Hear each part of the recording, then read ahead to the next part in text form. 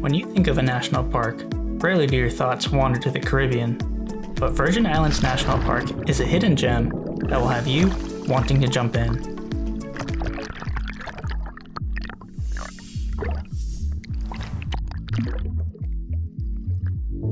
The park is located on the US Virgin Island of St. John, also affectionately known as Love City by Virgin Islanders for its carefree attitude, welcoming nature, and chill vibes. It's the under-the-radar spot where you go to relax and get off the beaten path, literally.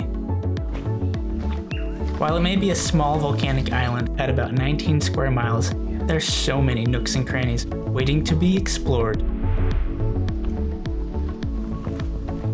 Virgin Islands National Park makes up about 60% of the island, which is comprised of lush tropical forests, snorkeling, scuba diving, world-class white sand beaches, and crystal blue waters.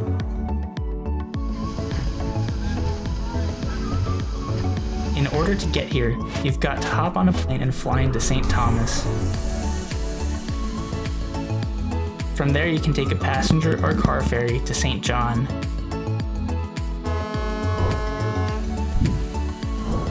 It can be tricky and expensive to get a car rental, which I would suggest doing early in advance. You'll arrive in bustling Cruz Bay, the gateway to St. John and the national park.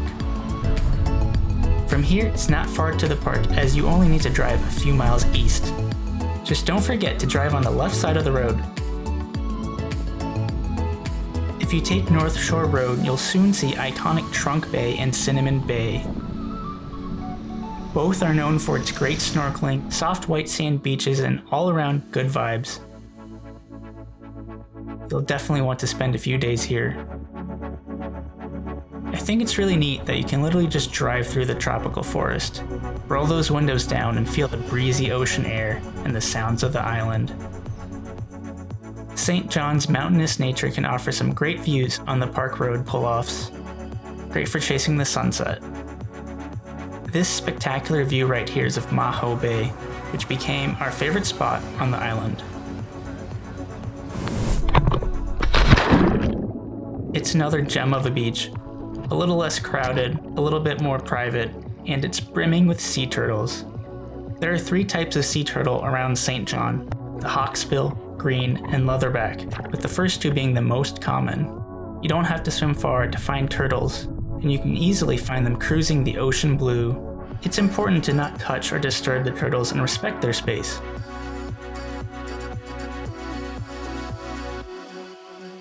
Heading to the eastern side of the island, you'll eventually make your way into quiet Coral Bay.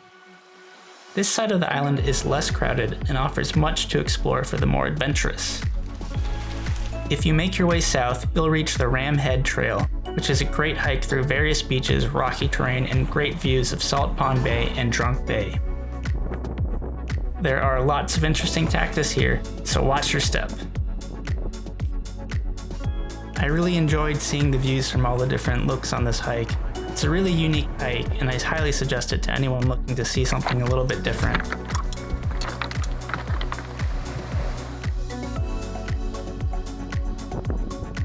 After you've worked up a sweat, jump into Salt Pond Bay to cool off and snorkel in one of the island's best spots.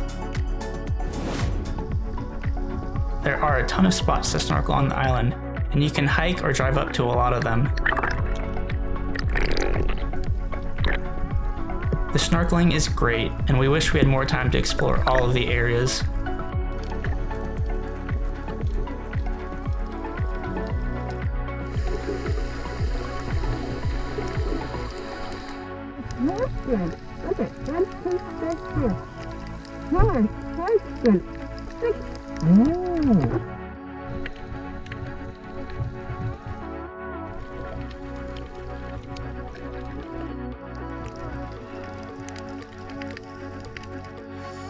You can also hop on a charter boat and have them take you to some harder to reach areas.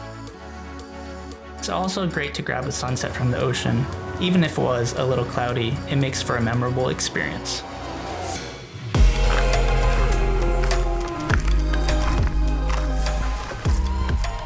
I would also recommend hiking the park's lush, green, and tropical forests. The Petroglyphs trail in the central part of the island is a great trail that has a little bit of everything. Make your way to ancient petroglyphs created by the Taino people, an indigenous group of the Caribbean. Archaeologists believe that these specific petroglyphs were created somewhere between 1080 to 1500 AD. These petroglyphs are carved all over various Caribbean islands around pools of water. They're generally thought of as a gathering place to communicate with ancestors and hold cultural rituals. Archaeologists think that these petroglyphs were carved by pools of water because the water level never rises above the petroglyphs. They think that this was done on purpose. I thought it was really cool to see these petroglyphs and learn a little bit about the Taino people. The history of St. John is long and complex, as reminders of the Danish West India Company and its slave trade exist all over the island, and this trail is no exception.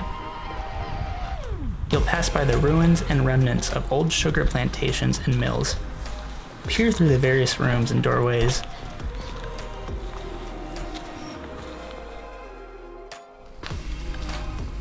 The island's last sugar factory stopped operating in 1908. These ruins and buildings are another reminder of St. John's long and complex history.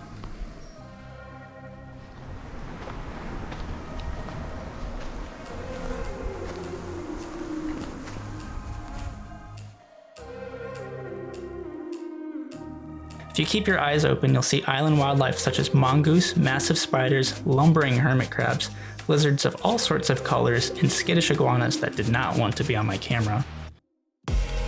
The park is also recognized as an important bird area by BirdLife International, as it supports numerous tropical birds.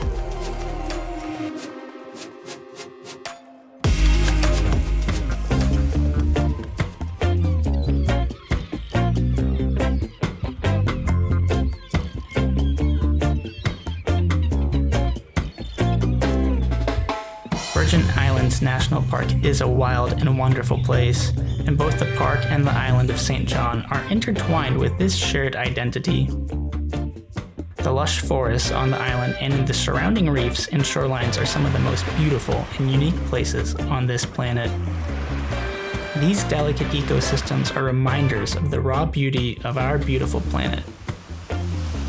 Until next time, get out and explore, and don't forget to bring that chill vibe.